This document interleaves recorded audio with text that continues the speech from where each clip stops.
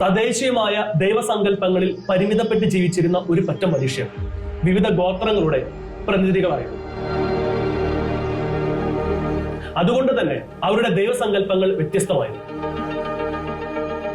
വ്യത്യസ്തമായ ദൈവസങ്കല്പങ്ങളിൽ വിശ്വസിക്കുന്നവരുടെ ആചാരാനുഷ്ഠാനങ്ങളും വ്യത്യസ്തമായിരുന്നു.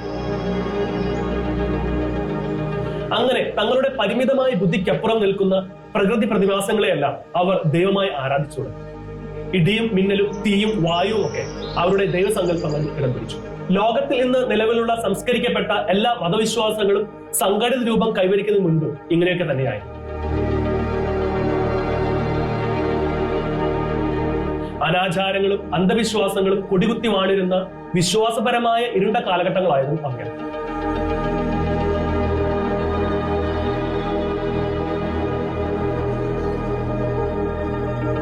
ഇത്തരം തമോമയ അന്തരീക്ഷത്തിലാണ് ചില പ്രഭാകിരണങ്ങൾ പ്രത്യക്ഷമാകുന്നത്. അതോടെ അന്ധകാരം മങ്ങി തുടങ്ങും, പ്രകാശം പരക്കെ പരന്നു തുടങ്ങും. അത്തരമൊരു പ്രകാശത്തിന്റെ കൈമാറ്റക്കാർ എല്ലായ്പ്പോഴും ഒരു കൂട്ടരായിരുന്നു, ക്രൈസ്തവ മിഷണറിമാർ.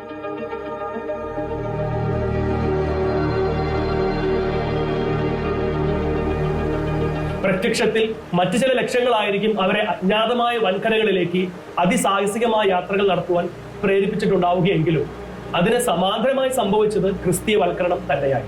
ദൈവത്തിന്റെ അനാദിയിലെ തിരഞ്ഞെടുപ്പും തീരുമാനങ്ങളുടെ നടപ്പിലാക്കലുമായിരുന്നു അത്തരം യാത്രാപഥങ്ങളിലൂടെ സംഭവിച്ചത്. ഈ കഥയും അതിൽ നിന്ന് ഭിന്നമല്ല. ദൈവത്തിന്റെ അനന്ത സ്നേഹത്തിന്റെ പ്രഖ്യാപനവുമായി അത് ഒരു പായ്ക്കപ്പൽ തീരമണയുന്നു.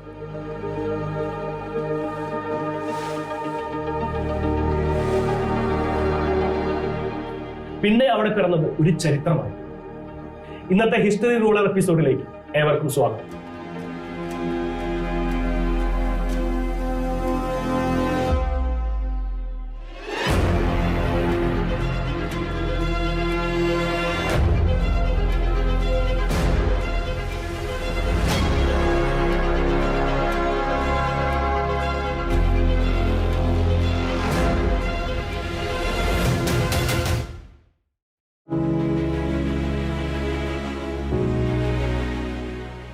ഗ്രാമമെന്നോ കുടിയേറ്റ കേന്ദ്രമെന്നോ അർത്ഥമുള്ള ഇറോക്കിയൻ പദം കറ്റാന.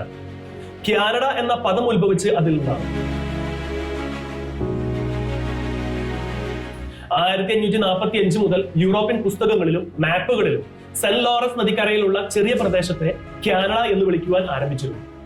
16-ാം നൂറ്റാണ്ട് മുതൽ 18-ാം നൂറ്റാണ്ടിന്റെ തുടക്കം വരെയുള്ള കാലത്ത് സെന്റ് ലോറൻസ് നദിക്കരയിൽ ഉടനീളമുള്ള ന്യൂ ഫ്രാൻസ് വിഭാഗം മുഴുവൻ കാനഡ എന്നാണ് അറിയപ്പെട്ടിരുന്നത്.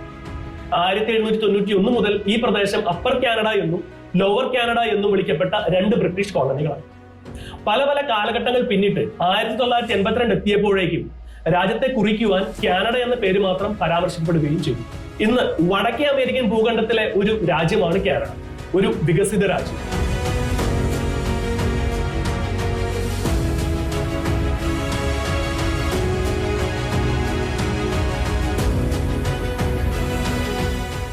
ലോകത്തിലെ ഏറ്റവും വലിയ രണ്ടാമത്തെ രാജ്യം, ഏറ്റവും കൂടുതൽ കടൽ തീരമുള്ള രാജ്യം, വലിപ്പത്തിൽ മുന്നിലാണെങ്കിലും അമേരിക്കയെ അപേക്ഷിച്ച് ജനവാസം കുറവുള്ള രാജ്യം.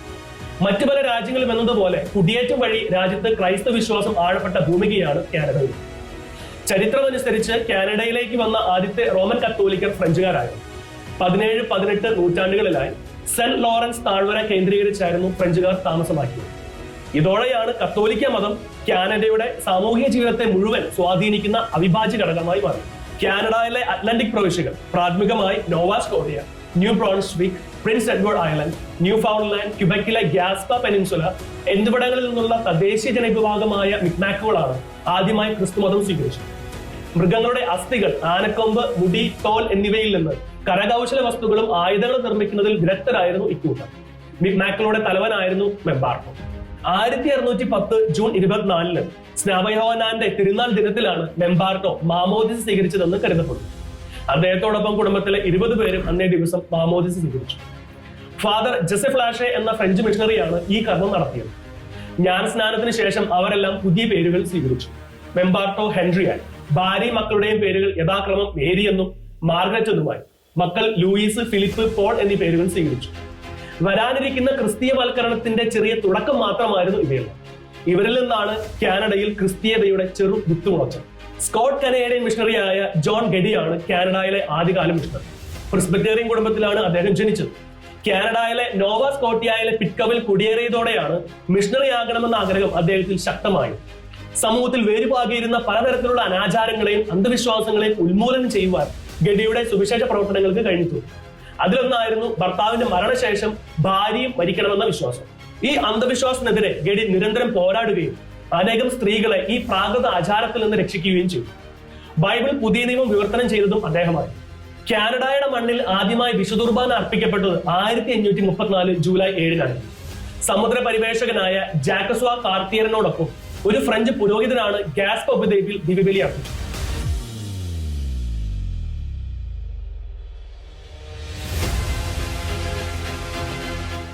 കത്തോലിക്ക വിശ്വാസത്തിന്റെ വേര് പാകുവാൻ ഇത് മറ്റൊരു കാരണമായി. ഈശോസഭ വൈദികരുടെ മിഷണറി പ്രവർത്തനങ്ങളാണ് കാനഡയുടെ ക്രിസ്തീയവൽക്കരണത്തിൽ മുഖ്യ പങ്ക് വഹിച്ചത്. തദ്ദേശവാസികളെ യഥാർത്ഥ ദൈവവിശ്വാസത്തിലേക്ക് കൈപ്പിടിച്ച് നടത്തിക്കൊണ്ട് ക്രിസ്തീയവൽക്കരണം സാധ്യമാണെന്ന് കാനഡയിൽ അവർ തെളിയിച്ചു കൊടുത്തു. നിരവധി തദ്ദേശീയർ ഇക്കാലത്ത് മതപരിവർത്തനത്തിന് വിധേയമായി.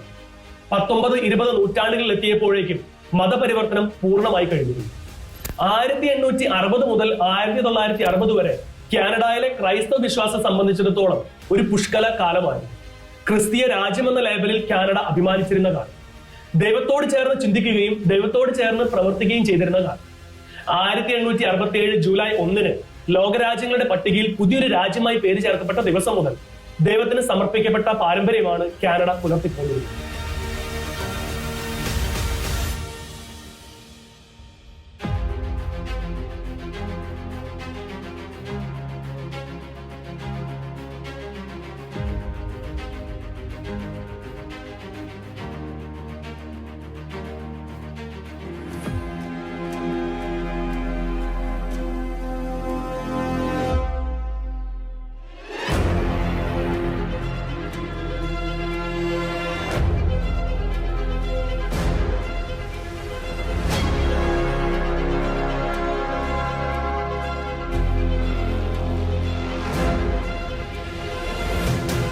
സങ്കീർത്തനം 72:8 നാം ഇങ്ങനെ വായിക്കുന്നുണ്ടല്ലോ, സമുദ്രം മുതൽ സമുദ്രം വരെയും നദി മുതൽ ഭൂമിയുടെ അതിർത്തികൾ വരെയും അവന്റെ ആധിപത്യം നിലനിൽക്കട്ടെ.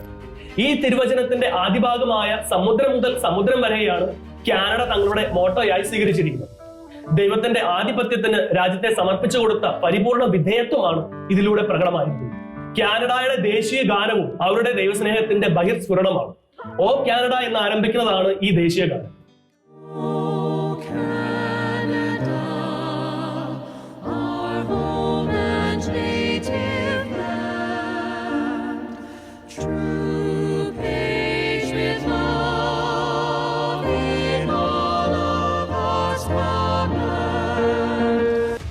ആയിരത്തി 1939 മുതൽ ഈ ഗാനം ദേശീയ ഗാനമായി അംഗീകരിച്ചു വരുന്നു. ഈ ഗാനം ആദ്യമായി രചിക്കപ്പെട്ടത് ഫ്രഞ്ച് ഭാഷയിലായിരുന്നു. പിന്നീട് അത് ഇംഗ്ലീഷിലേക്ക് മൊഴിമാറ്റം നടത്തുകയായിരുന്നു. പ്രസ്തുത ഗാനത്തിലെ ഒരു വരി ഇപ്രകാരമാണ്: ദൈവം നമ്മുടെ ദേശത്തെ മഹത്വവും സ്വതന്ത്രവുമാണ്. പൂർണ്ണമായും ദൈവാശ്രയ ബോധത്തിൽ അടിയുറച്ച ഒരു ജനതയ്ക്ക് മാത്രമേ ഇപ്രകാരം തങ്ങളുടെ ദൈവവിശ്വാസം ഉറക്കെ പ്രഘോഷിക്കാനാവുകയുള്ളൂ. 19-ാം നൂറ്റാണ്ടിന്റെ അവസാന പാതിയിലെത്തിയപ്പോഴേക്കും കാനഡയിൽ ക്രിസ്തീയവൽക്കരണം അതിന്റെ പുതിയ മുഖങ്ങൾ തേടിക്കൊണ്ടിരിക്കുന്ന കാഴ്ചയാണ് കാണുവാൻ കഴിയുന്നത്. സാമൂഹികവും ആത്മീയവുമായ നവോത്ഥാനത്തിന്റെ കാലഘട്ടമായിരുന്നു അത്. ദേവാലയങ്ങളുടെ കീഴിൽ സ്കൂളുകളും കോളേജുകളും ആശുപത്രികളും അഭയകേന്ദ്രങ്ങളും അനാഥാലയങ്ങളും സ്ഥാപിക്കപ്പെട്ടു. വിദ്യാഭ്യാസ രംഗത്ത് വൻ കുതിച്ചുചാട്ടമുണ്ടായി. രാജ്യത്തെ പല സർവകലാശാലകളും ക്രൈസ്തവ സഭയുടെ ഭാഗമായി ആരംഭിക്കപ്പെട്ടു.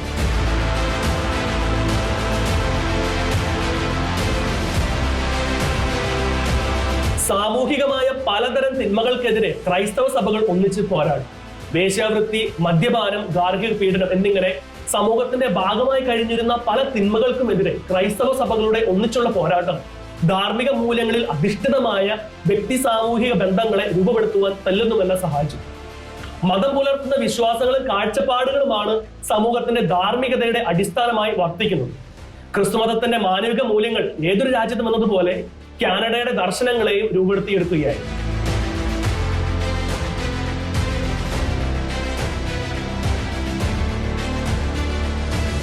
കാനഡയിലെ വിശ്വാസ സമൂഹത്തിന്റെ ശതമാനം ജനസംഖ്യയുടെ 60% മുകളിലുണ്ടായിരുന്ന ഒരു കാലവും ഉണ്ടായിരുന്നു. ക്രൈസ്തവ മൂല്യങ്ങളിൽ അധിഷ്ഠിതമായ ഒരു സാംസ്കാരിക നയവും സാമൂഹിക ക്രമവുമായിരുന്നു അന്ന് നടപ്പിലുണ്ടായിരുന്നത്.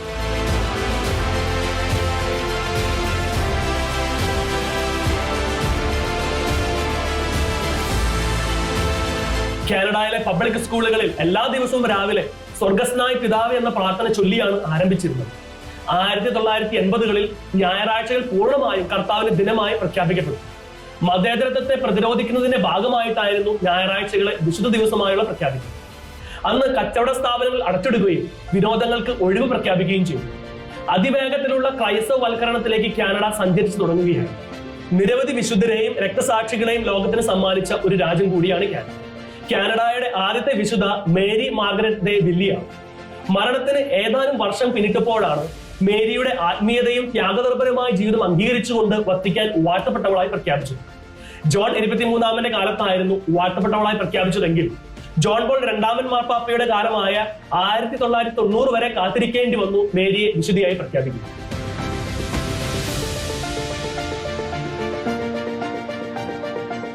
കാനഡയുടെ പാട്രൺ സെയിന്റായി വണങ്ങുന്നത് വിശുദ്ധ യൗസേപ്പ് പിതാവിനെയാണ്. 1625 മുതൽ ആരംഭിച്ചതാണ് യൗസേപ്പ് പിതാവിനോടുള്ള കാനഡയുടെ ഭക്തിയും ആശ്രയവും. മിഷണറിയായ ജോസഫ് ലെ കാരോൺ ആണ് യൗസേപ്പ് പിതാവിനെ കാനഡയുടെ പ്രത്യേക മധ്യസ്ഥയായി വണങ്ങുന്ന പദവിന് തുടക്കമിട്ടത്.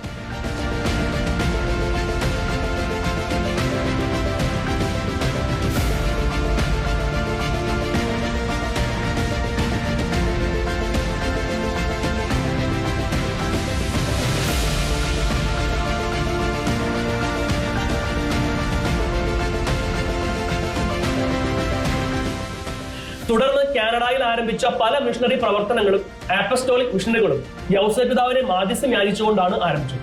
അതോടൊപ്പം വിശുദ്ധ അന്നായെയും കാനഡയുടെ സഹമധ്യസ്ഥയായി വണങ്ങുന്നു. ഇതിനു പുറമെ മറ്റ് നിരവധി വിശുദ്ധരും തങ്ങളുടെ ജീവിത വിശുദ്ധിയാൽ കാനഡയിലെ സഭാത്മക ജീവിതത്തെ പ്രാർത്ഥനകളിലൂടെയും കൂദാശകൾ വഴിയായും പുണ്യ അഭ്യസനത്താലും പരിപോഷിക്കുകയും ഭക്തിനിർഭരമായ അനുഷ്ഠാനങ്ങളാൽ ആത്മീയ സമ്പത്ത് വർദ്ധിപ്പിക്കുകയും ചെയ്തിട്ടുണ്ട്. അവരെല്ലാം തങ്ങളുടെ കർമ്മമണ്ഡലങ്ങളിൽ ജീവിതം കൊണ്ടും പ്രവൃത്തി കൊണ്ടും സുവിശേഷത്തിന്റെ സംവാഹകരായി മാറുകയായിരുന്നു. Saint Mary of the Incarnation, Saint Francis de Laval, Saint Kateri Tekakwitha, Saint Margaret Bourgeoys, Saint Brother Andre എന്നിവരെല്ലാം കാനഡയുടെ വിശുദ്ധ ചരിതങ്ങളിൽ ഉൾപ്പെടുന്നു. കാനഡയുടെ സഭാചരിത്രത്തിൽ രക്തസാക്ഷിത്വത്തിന്റെ മകുടം ചൂടിയ വിശുദ്ധരിൽ Isaac Jogues, Jean de Brebeuf, Charles Garnier Antoine, Daniel Gabriel Lalemant, Noel Chabanel, Rene Goupil, Jean de Lalande എന്നിവരും ഉൾപ്പെടും. 2021 സെൻസസ് പ്രകാരം രാജ്യത്തെ ജനസംഖ്യയിൽ 53.3% ക്രൈസ്തവരാണ്. ഇങ്ങനെയൊക്കെ പറയുമെങ്കിലും കാനഡയെ സംബന്ധിച്ചുള്ള മതപരമായ ഭൂപ്രകൃതി ഇപ്പോൾ മാറിക്കൊണ്ടിരിക്കുകയാണെന്ന യാഥാർത്ഥ്യവും നിഷേധിക്കാനാണ്.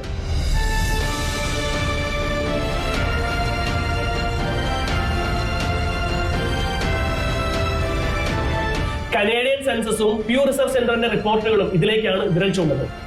മതപരമായി ബന്ധമില്ലാത്ത വിശ്വാസമില്ലാത്ത കാനഡക്കാരുടെ എണ്ണം വർദ്ധിച്ചുകൊണ്ടിരിക്കുകയും വിശ്വാസപരമായ കാര്യങ്ങളിൽ ആഭിമുഖ്യമില്ലാത്തവരുമായ ഒരു സമൂഹം കാനഡയിൽ രൂപപ്പെട്ടുകൊണ്ടിരിക്കുമെന്നാണ് റിപ്പോർട്ടുകൾ പറയുന്നത്. 1991 കാനഡയിലെ ജനസംഖ്യയിൽ 33 ദശലക്ഷം പേരിൽ 83% ക്രൈസ്തവ വിശ്വാസികളായിരുന്നുവെങ്കിൽ ഇപ്പോഴത് 67.3% ചുരുങ്ങിക്കൊണ്ടിരിക്കുന്നു. ജനസംഖ്യയുടെ 25% ആളുകൾ ഏതെങ്കിലും മതാചാരങ്ങളോട് ആഭിമുഖ്യം പുലർത്തുന്നവർ അല്ലാതായി മാറി കഴിഞ്ഞിരുന്നു. ഒരു ദശാബ്ദം മുമ്പ് അത് വെറും 17% മാത്രമായിരുന്നു. അതിനു മുമ്പാവട്ടെ വെറും 13%. ക്രൈസ്തവ വിശ്വാസികളുടെ എണ്ണത്തിൽ കുറവ് സംഭവിക്കുന്നുണ്ടെങ്കിലും കാനഡയുടെ ആഗമന ചരിത്രം പരിശോധിക്കുമ്പോൾ ഇപ്പോഴും രാജ്യം ക്രൈസ്തവ വിശ്വാസം തന്നെയാണ് പിന്തുടരുന്നതെന്ന് നമുക്ക് മനസ്സിലാക്കുവാൻ സാധിക്കും. അതുകൊണ്ട് തന്നെ കാനഡയിലെ ക്രിസ്തീയ സഭയുടെ ഭാവിയെക്കുറിച്ച് അത്രയധികം ആശങ്കകൾക്ക് സ്ഥാനവുമില്ല. നോർത്ത് അമേരിക്കയിലും യൂറോപ്പിലും ആഫ്രിക്ക, ഏഷ്യ, സൗത്ത് അമേരിക്ക എന്നിവിടങ്ങളിൽ നിന്നുള്ള കുടിയേറ്റക്കാർ വഴി ക്രിസ്തീയ വിശ്വാസം വ്യാപകമായി കൊണ്ടിരിക്കുന്ന കാഴ്ചയാണ് നാം കണ്ടുകൊണ്ടിരിക്കുന്നത്. അതുപോലെ ദുർബലമാക്കപ്പെട്ടുകൊണ്ടിരിക്കുന്ന ക്രിസ്തീയ വിശ്വാസം വീണ്ടെടുക്കുവാനുള്ള വഴി തുറന്നിട്ടുകയാണ് കാനഡയിലേക്കുള്ള കുടിയേറ്റങ്ങൾ വഴി സംഭവിച്ചുകൊണ്ടിരിക്കുന്നത്. ഇത്തരം കുടിയേറ്റങ്ങൾ ദൈവത്തിന്റെ മറ്റൊരു പദ്ധതിയാണെന്ന് വിശ്വസിക്കാതിരിക്കാനാകും.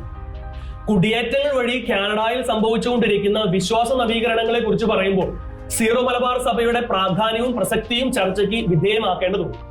കർത്താവിന്റെ പദ്ധതികൾ ശാശ്വതമാണ്, അവിടുത്തെ ചിന്തകൾ തലമുറകളോളം നിലനിൽക്കുന്നു എന്ന തിരുവചനം സാർത്ഥകമാക്കുന്ന വിധത്തിലാണ് ഈ കുടിയേറ്റത്തെ വിലയിരുത്തേണ്ടത്. കാനഡയിലേക്ക് കുടിയേറിയ സീറോ മലബാർ വിശ്വാസികളെ ഒരേ കുട കീഴിൽ അണിനിരത്തിക്കൊണ്ടാണ് 2015 ഓഗസ്റ്റ് 6 സീറോ മലബാർ സഭ അപ്പസ്റ്റോളിക് എക്സാർക്കേറ്റ് ആരംഭിച്ചത്. ഓറിയന്റൽ സഭകളുടെ ആത്മീയ സമ്പത്ത് സംരക്ഷിക്കുവാനും പ്രോത്സാഹിപ്പിക്കുവാനും ആഗ്രഹിച്ചുകൊണ്ടാണ് എപ്പാർക്കിയോ മിസിസാഗ ആരംഭിച്ചതെങ്കിലും കാനഡയുടെ മങ്ങിത്തുടങ്ങിയ വിശ്വാസ വെളിച്ചത്തെ എണ്ണയൊഴിച്ച് തെളിയിക്കുവാൻ ഇതുവഴി സാധിച്ചിട്ടുണ്ട് എന്നതാണ് യാഥാർത്ഥ്യം. കൃത്യമായ കണക്കുകൾ അല്ലെങ്കിലും 23,000 സീറോ മലബാർ കത്തോലിക്കർ കാനഡയിൽ സ്ഥിര താമസക്കാരാണ്. കാനഡയിലെ ക്രൈസ്തവ വിശ്വാസത്തിന്റെ സൂക്ഷിപ്പുകാരും വിനിമയക്കാരുമായി മാറിയിരിക്കുകയാണ് ഇവർ. അവരിലൂടെ വരും കാലങ്ങളിൽ കാനഡ പൂർവാധികം ശോഭ പരത്തുമെന്ന് നമുക്ക് വിശ്വസിക്കാം. ഒരു കാലത്ത് ഫ്രാൻസിൽ നിന്നുള്ള കുടിയേറ്റക്കാർ വഴി കാനഡയിൽ ക്രിസ്തീയവൽക്കരണം സംഭവിച്ചെങ്കിലും അന്ന് കൊളുത്തിയ വിശ്വാസ ദീപങ്ങൾ അണഞ്ഞു പോകാതിരിക്കുവാൻ എണ്ണ പകരാനുള്ള ഉത്തരവാദിത്വം നമുക്കാണ് ലഭിച്ചിരിക്കുന്നതെന്ന് മറക്കാതിരിക്കും. കുടിയേറ്റത്തിലൂടെ ക്രൈസ്തവീയത പടർന്നിറങ്ങിയ ഭൂമികയാണ് കാനഡയുടേതെന്ന് ഇതിനകം നാം മനസ്സിലാക്കിയത്. നൂറ്റാണ്ടുകൾക്ക് മുന്നേ ആരംഭിച്ച ആ കുടിയേറ്റത്തിലൂടെ ക്രിസ്തീയ വൽക്കരണം 100 മേനി വിളവ് കൊടുത്തു. ഇടക്കാലത്ത് ഏതെങ്കിലും തരത്തിലുള്ള പ്രതിസന്ധികളും പ്രതിബന്ധങ്ങളും ആ മേഖലകളിൽ ഉണ്ടായെങ്കിൽ അതിനെ അതിജീവിക്കാനായി ദൈവം ക്രമീകരിച്ചതായിരുന്നു സീറോ മലബാർ സഭാംഗങ്ങളുടെ ആധുനിക കുടിയേറ്റമെന്നും വിശ്വാസത്തിന്റെ കണ്ണിലൂടെ കാണുമ്പോൾ നമുക്ക് പറയാനാകും. 2 കാലഘട്ടങ്ങളിലായി 2 വിധത്തിൽ കാനഡയുടെ ക്രൈസ്തവവൽക്കരണം എല്ലാ വിധത്തിലുള്ള പ്രതിബന്ധങ്ങളെയും തകർത്ത് മുന്നേറിക്കൊണ്ടിരിക്കുമ്പോൾ അവയ്ക്ക് പിന്നിൽ ദൈവത്തിന്റെ വ്യക്തമായ ഇടപെടലും കൃത്യമായ ആസൂത്രണവും ഉണ്ടെന്ന് തിരിച്ചറിയുകയാണ് വേണ്ടത്. ദൈവം നമ്മുടെ ദേശത്തെ മഹത്വവും സ്വതന്ത്രവുമാക്കട്ടെ എന്ന ദേശീയ ഗാനത്തിലെ വരികൾ അനർത്ഥമാക്കത്തക്ക വിധത്തിൽ വരും കാലങ്ങളിൽ കാനഡ കൂടുതൽ ശക്തമായ വിശ്വാസ ജീവിതത്തിലേക്ക് തിരികെ വരട്ടെ എന്ന് നമുക്ക് പ്രാർത്ഥിക്കുകയും ആശംസിക്കുകയും ചെയ്യും.